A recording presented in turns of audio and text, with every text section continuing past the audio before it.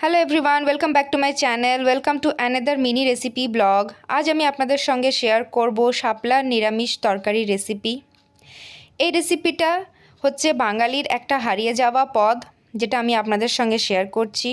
শাপলা মানে হচ্ছে water lily, তারই এটা একটা রেসিপি। তো চলুন এই রেসিপিটা শুরু করা যাক। সবার প্রথমে আমি ওই শাপলার যে ডাঁটটা থাকে, মানে যে স্টেম অংশটা থাকে, সেটাকে খুব ভালো করে ছালটাকে ছাড়িয়ে আর এমনিভাবে কেটে রেখেছি।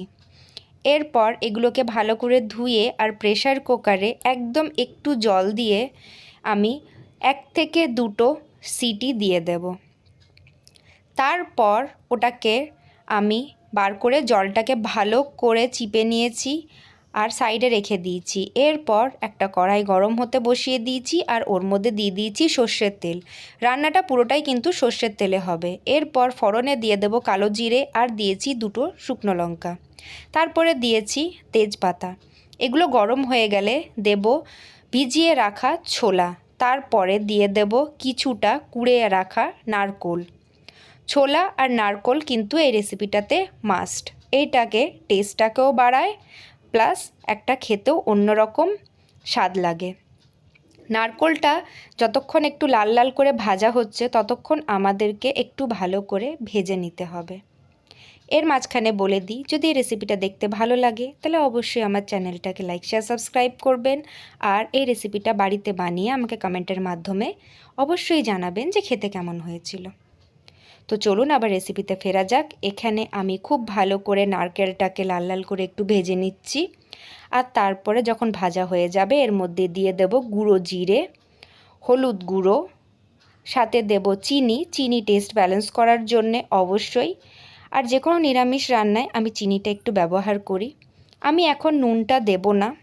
তারপর দেব হচ্ছে কাঁচা লঙ্কা। যে যেমন ঝাল খেতে পছন্দ করেন তেমনভাবেই কাঁচা লঙ্কাটা দেবেন। আমি এখানে কাঁচা লঙ্কা 3টে নিয়েছি আর কাঁচা লঙ্কার মুখগুলোকে একটু চিড়ে নিয়েছি।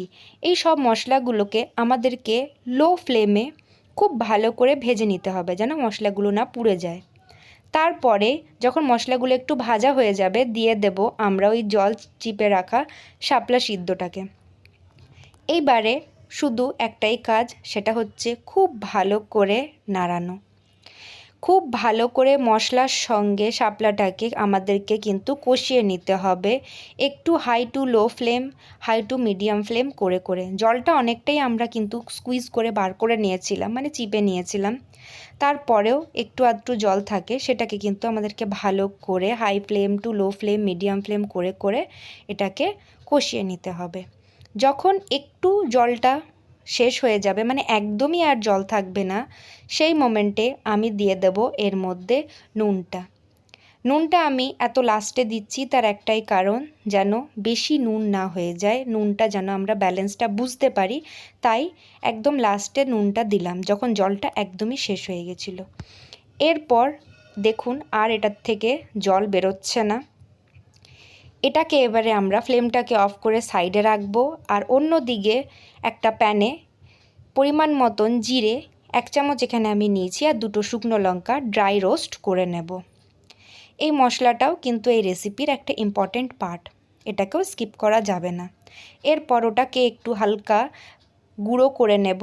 তারপর ওই রেসিপিটার মধ্যে, মানে শাপলা যে রান্নাটা হয়ে গেছিলো আমাদের, সেটার মধ্যে মিশিয়ে দিতে হবে এই ভাজা জিরের আর শুকনো লঙ্কার মশলাটা।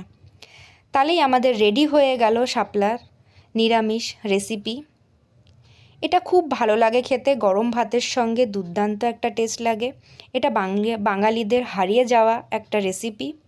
অবশ্যই বাড়িতে ট্রাই করবেন আর আমাকে জানাবেন। আজকের জন্যে এইটুকুই, আগামী দিনে অন্য রেসিপি নিয়ে আবার ফিরে আসবো। বাই।